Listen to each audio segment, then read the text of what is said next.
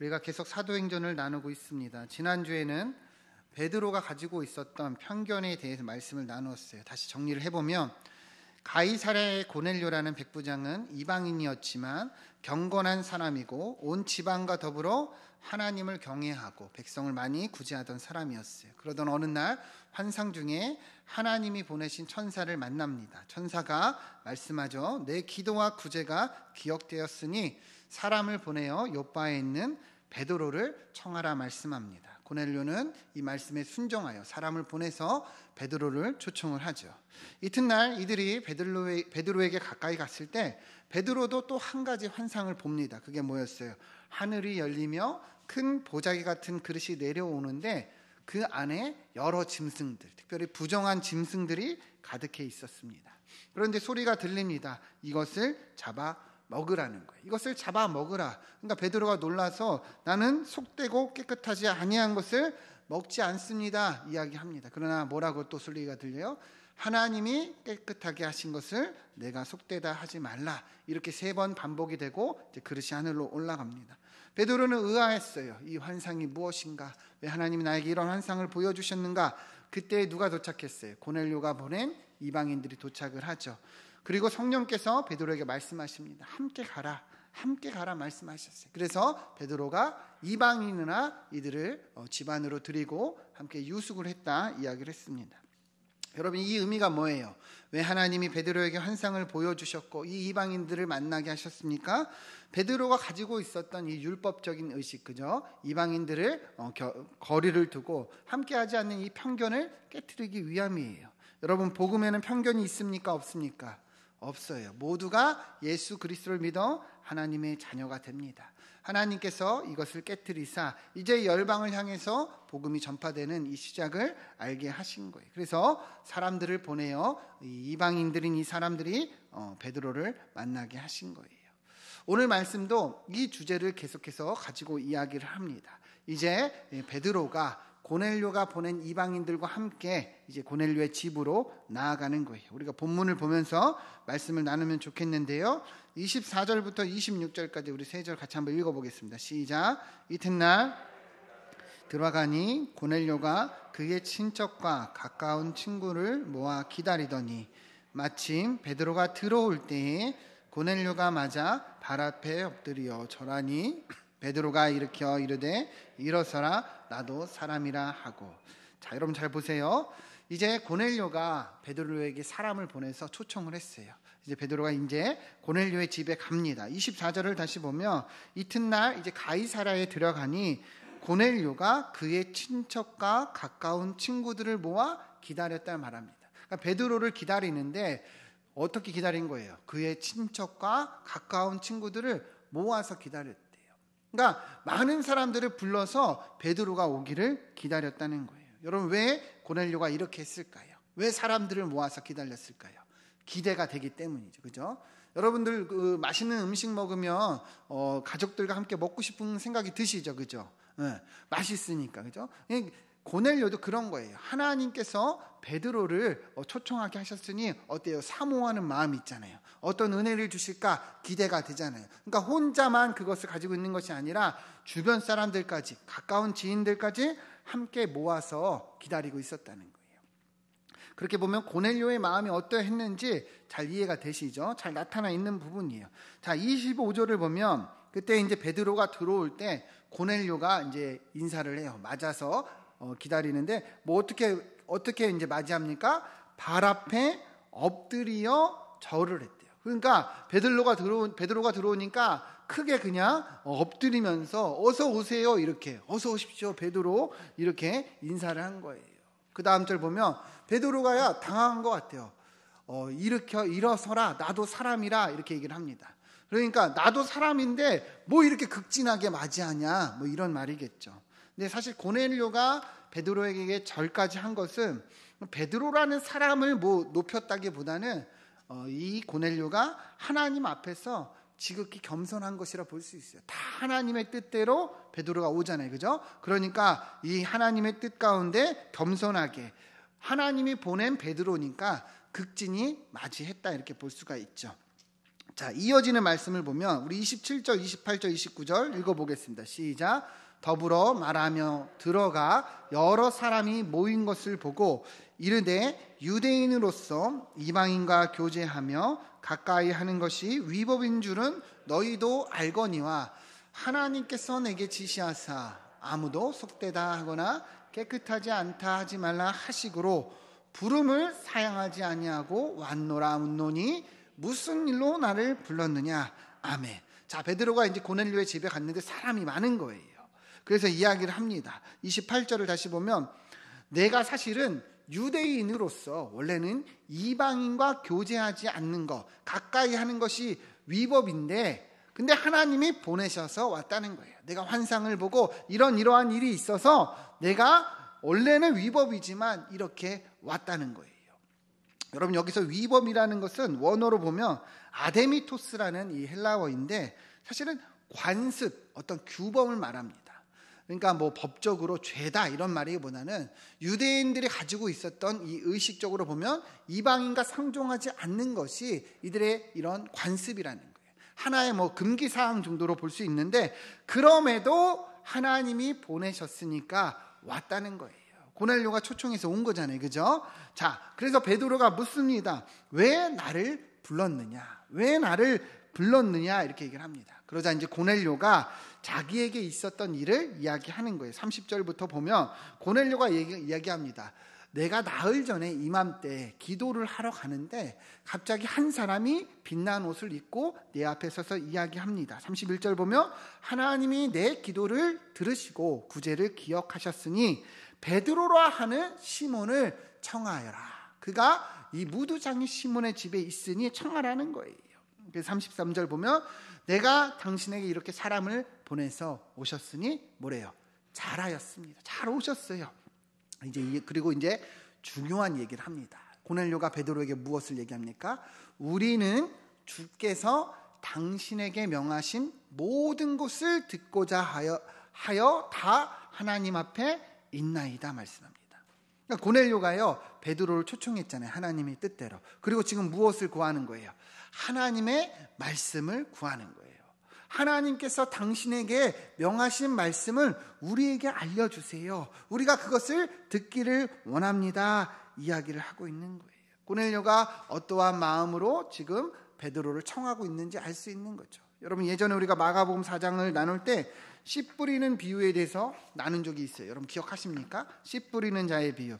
씨가요 여러 땅에 뿌려지지만 모든 땅이 다 결실을 맺습니까? 맺지 못합니까? 묻지 못해요. 어떤 땅만이 결실을 맺죠? 오직 좋은 땅. 좋은 땅, 옥토만이 결실을 맺어요. 여러분, 어떤 땅이 좋은 땅이라 그랬어요? 하나님의 말씀을 잘 받아, 그죠? 굳게 견디는 땅. 하나님의 말씀을 잘 받아서 굳게 견디는 땅이 좋은 땅이에요. 이런 땅이 옥토요 30배, 60배, 100배의 결실을 맺는다 우리가 나누었습니다. 기억하십니까? 여러분, 고넬료의 모습을 잘 보세요. 하나님의 말씀을 듣고자, 그죠? 당신에게 명하신 하나님의 말씀을 듣고자 우리가 그 앞에 있나이다 이렇게 얘기를 합니다. 그러니까 고넬료가 어떤 거예요? 이렇게 말씀을 사모하고 하나님의 말씀을 잘 받고자 노력하고 있다는 것이죠. 여러분, 고넬료의 마음밭이 옥토인 것을 우리가 잘 알 수 있는 거죠. 여러분, 이방인이지만 고넬료가 이처럼 하나님을 경외하고 신실한 자가 됐던 것은 이처럼 하나님 말씀을 잘 받고 그 말씀을 잘 붙잡아서 그러했다는 것을 알 수 있다는 거예요. 여러분, 우리도 동일하죠.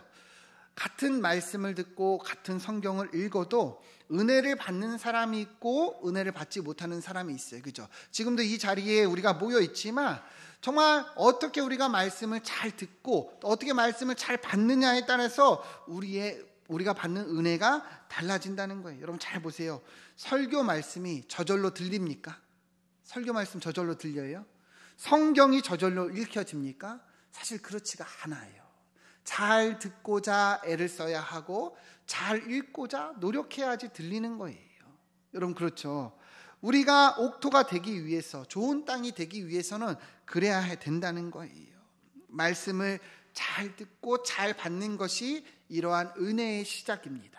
좋은 땅이 되기 위한 시작이라는 거예요. 여러분, 이러한 은혜가 우리에게 있기를 소망합니다. 말씀을 잘 듣고자 애를 쓰면 그 말씀이 우리 마음판에 새겨지고 그 말씀을 잘 붙잡으면 우리 삶에 결실이 맺어진다는 거예요. 우리 옆에 분과 인사합시다. 말씀을 잘 듣는 것이 시작입니다. 네, 이러한 은혜가 있기를 소망합니다. 좋은 땅이 되어야 돼요. 그죠? 이 시간에도 우리가 다 앉아있지만 사실은 다 보여요. 어떤 분이 말씀을 잘 듣고 어떤 분이 지금 딴 생각하는가, 사실 다 보여요. 여러분, 근데 매주 그렇게 반복되면 안 된다는 거예요. 말씀을 잘 듣고자 애를 써야 우리 삶에 열매가 맺어진다는 거예요. 우리 34절 35절 같이 한번 읽어보겠습니다. 시작. 베드로가 입을 열어 말하되 내가 참으로 하나님은 사람의 외모를 보지 아니하시고 각 나라 중 하나님을 경외하며 의를 행하는 사람은 다 받으시는 줄 깨달았더라. 아멘. 이 이방인 고넬료가 이 베드로에게 요청을 했어요. 우리가 다 하나님의 말씀을 듣고자 여기 있습니다. 그러니까 베드로가 감동을 한 거예요. 아, 정말 하나님은 사람의 외모를 보지 아니하시는구나. 이게 뭐예요? 민족이나 혈통을 보지 아니하시는구나. 하나님을 경외하고 예수 그리스도를 믿는 모든 사람은 다 받으시는구나. 베드로가 이것을 보고 다시금 깨달았다는 거예요. 아, 이렇게 경건한 이방인들이 있구나 깨달았다는 거죠. 그래서 이제 고넬료가 요청한 그 하나님의 말씀을 전하는 거예요. 뭘 전했을까요? 바로 예수 그리스도의 복음을 전합니다. 36절부터 보시면 만유의 주 되신 예수 그리스도로 말미암아 화평의 복음을 전하사 이스라엘 자손들에게 보내신 말씀이라는 거예요. 37절 보면 요한이 세례를 반포한 후에 이 갈릴리에서 이 복음이 시작됐답니다. 이 요한이 누굴까요? 세례 요한이죠. 예수님이 세례 요한에게 세례를 받으셨죠. 그죠? 그리고 나서 이 하나님의 복음이 갈릴리에서 온 유대로 전파되기 시작됐다는 거예요. 38절을 보면 예수님이 무엇을 행하셨는가? 하나님이 나사렛 예수에게 성령과 능력을 기름 붓듯 하셨음에 이 예수 그리스도가 두루 다니면서 선한 일을 행하시고 마귀의 권세를 깨뜨리시고 하나님이 함께 하사 이 놀라운 일을 행하셨다는 거예요. 예수님이 무엇을 행하셨는가 베드로가 전하고 있는 거예요. 사실 이 내용은요, 이사야 선지자가 한 이 예언과 동일한 말씀이에요. 우리 이사야서 61장 1절 말씀 같이 한번 읽어보겠습니다. 시작. 주 여호와의 영이 내게 내리셨으니 이는 여호와께서 내게 기름을 부으사 가난한 자에게 아름다운 소식을 전하게 하려 하심이라. 나를 보내사 마음이 상한 자를 고치며 포로된 자에게 자유를, 갇힌 자에게 노임을 선포하매. 아멘. 계속 띄워주세요. 이사야서 61장 1절을 보면 주 여호와의 영이 내게 내리셨으니 이렇게 얘기를 합니다. 그죠? 주 여호와의 영이 내게 내리셨으니 이는 여호와께서 내게 기름을 부으사 이렇게 말해요. 누구에게 부으신 거예요? 예수 그리스도를 예언한 거죠. 오늘 보면 38절 보면 뭐라고 그래요? 하나님이 나사렛 예수에게 성령과 능력을 기름 붓듯 하셨다. 똑같은 말이에요. 그죠? 그래서 어떤 일이 일어나요? 가난한 자에게 아름다운 소식을 전하게 하시고 마음이 상한 자를 고치시고 포로된 자에게 자유를, 갇힌 자에게 뭘 줘요? 노임을 선포한다. 여러분, 이 말씀이 뭘까요? 예수 그리스도의 복음을 말하는 거예요. 예수 그리스도의 복음. 예수 그리스도를 믿는 자에게 하나님이 이러한 은혜를 주신다는 거예요. 사단 마귀 권세를 깨뜨리사 영원한 생명을 주시고 하나님의 자녀된 자의 이 축복을 주신다는 거예요. 여러분, 예수 그리스도 믿으십니까? 믿으십니까? 예수님 믿는 자에게 더 이상 갇힘이 있습니까? 없습니까? 없어요. 온전한 자유가 있습니다. 진리가 너희를 자유케 하리라. 여러분, 믿으십니까? 베드로가 이것을 선포하고 있는 거예요. 예수 그리스도의 복음, 이 예수 그리스도의 복음을 선포합니다. 39절 보시면 이제 베드로가 무엇을 얘기합니까? 우리는 유대인의 땅과 예루살렘에서 그가 행하신 모든 일의 뭐예요? 증인. 내가 그것의 증인이라는 거예요. 예수님이 그렇게 행하신 일에 내가 뭐예요? 증인이라는 거예요. 베드로가 내가 증인이라는 거예요. 여러분, 증인이 무슨 말이에요? 증인. 봤다는 거죠. 그죠? 봤다는 거예요. 그 자리에 있었다는 거예요. 내가 다 들었다는. 그래서 내가 확실히 증명합니다. 여러분, 법정에서도 증인이 어떻게 선서하죠? 나는 내가 본 거, 내가 들은 것을 정확히 말하겠다. 선서하잖아요. 증인이라는 거예요. 그래서 42절 43절 보면 예수님이 우리에게 명하셨어요. 백성에게 뭐하라? 전도하라. 백성에게 뭐하라? 전도하라. 이 전도가 뭐예요? 복음을 전하라는 거죠. 예수 그리스도의 복음을 전하라는 거예요. 하나님이 살아있는 자와 죽은 자의 재판장으로 정하신 자 예수 그리스도, 이 사람을 증언하게 하셨다는 거예요. 그래서 43절을 보면 그에 대하여 모든 선지자도 증언하게, 그를 믿는 사람들이 다 그의 이름을 힘입어 죄사함을 받는다. 아멘. 여러분, 지금 베드로가 뭘 전하고 있어요? 예수 그리스도, 그분이 하나님이 보내신 메시아다. 그를 믿는 자에게 죄사함을 허락하고 영생을 얻는다는 것을 베드로가 전하고 있는 거예요. 내가 그 일의 증인이요, 주님이 전하라 하셨으니 지금 이 자리에서도 전하고 있다는 거예요. 여러분 보이십니까? 결국에 고넬료가 이 요청한 하나님의 말씀이 뭐예요? 예수 그리스도의 복음이에요. 하나님이 이 고넬료의 가정에, 이 지인들에게 이 예수 그리스도의 복음을 알게 하시는, 듣게 하시는 축복을 주셨다는 것을 알 수 있는 거죠. 여러분 잘 보세요. 그럴 때, 이 말씀을 전할 때 어떤 일이 일어나는가? 44절 보면 베드로가 이 말을 할 때 성령이 말씀 듣는 모든 사람에게 뭐예요? 내려오셨다.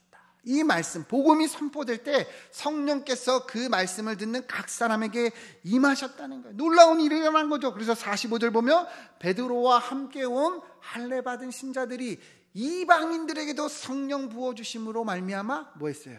놀라였다. 46절 보면 이는 방언을 말하며 하나님의 높음을 그들이 들었다는 거예요. 베드로가 복음을 전할 때 어떤 일이 일어났어요? 성령께서 임하신 거예요. 성령께서 임하셨어요. 여러분, 언제 성령께서 임하셨다고 우리가 사도행전을 통해 나누었죠? 언제 성령께서 처음 임하셨죠? 오순절, 그죠? 오순절 때 누구에게 임했어요? 함께 모여 기도하고 또 함께 모여 또 주님을 기다리는 이 성도들과 제자들에게 성령께서 임하셨어요. 그죠? 그런데 오늘 본문에 보면 동일하게 성령께서 임하셨는데 누구에게 임하신 거예요? 이방인들에게.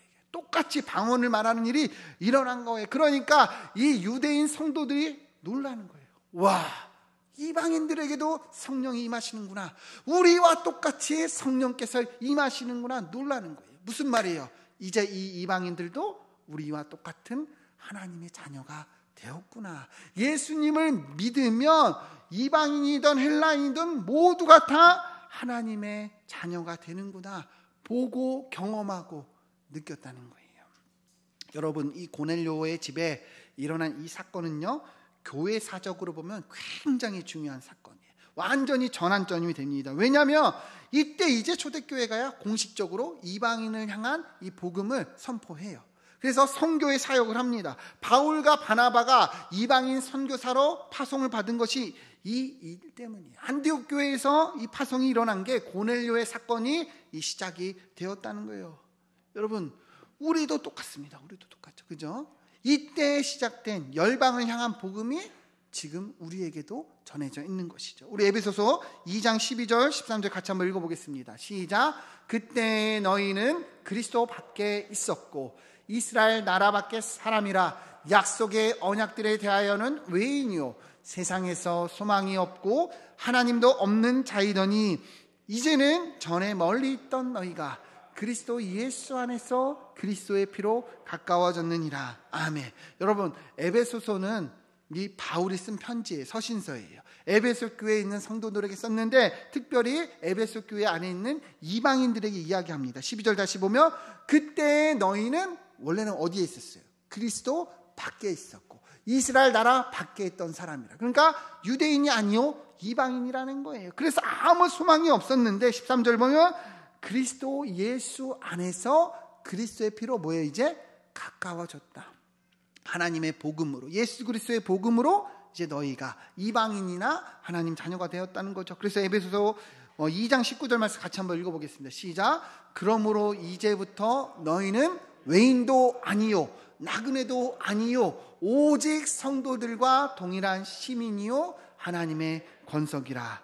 아멘. 이제는 뭐예요?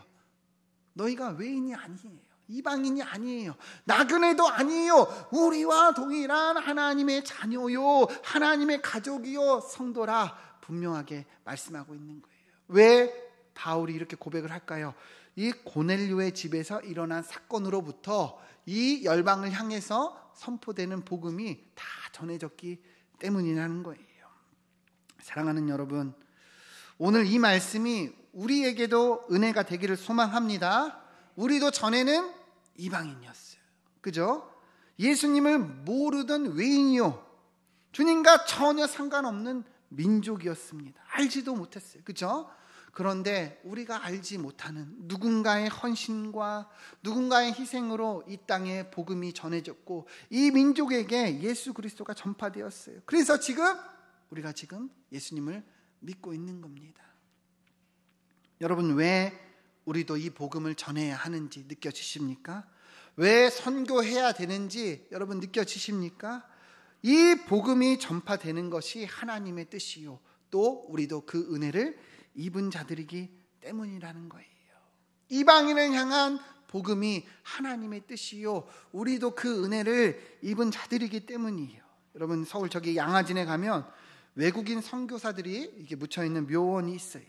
그곳엔 참 우리나라를 위해서 희생하고 헌신한 많은 선교사님들의 묘지가 있지만 특히 이 루비 캔드릭이라는 선교사님이 묘지가 있어요. 전에 한번 나눈 적이 있는데 이 루비 캔드릭 선교사님은 여자인데 25살의 나이로 한국에 오셨습니다. 그런데 안타깝게 9개월 만에 이 급성 맹장염으로 순교하고 말았어요. 9개월 만에 25살 이 여인이 한국에 온 지 9개월 만에 순교했어요. 어떻게 보면 참 꽃도 피워보지 못하고 안타깝게 죽으셨는데, 이 선교사님의 묘지 이 비석에는 이런 글귀가 있습니다.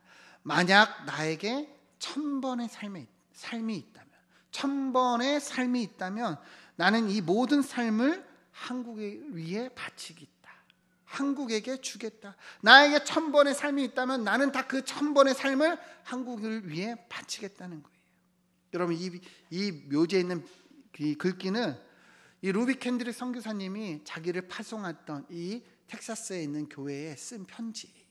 근데 이 편지가 도착하기도 전에 선교사님은 순교를 한 거예요.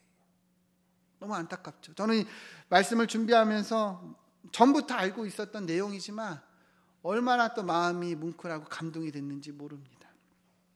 그녀가 어떤 마음으로 우리나라에 왔고 이 조선 땅에 왔고 어떤 마음으로 전도했는지 이 글귀 안에 다 담겨져 있어요. 그렇죠? 여러분, 1000번의 생명이 있다면 나는 다 한국을 위해 주겠다는 거예요. 이 민족을 이처럼 사랑하고 안타깝게 순교한 이 선교사님이라는 거죠. 여러분, 우리가 그 사랑을 받은 자들입니다.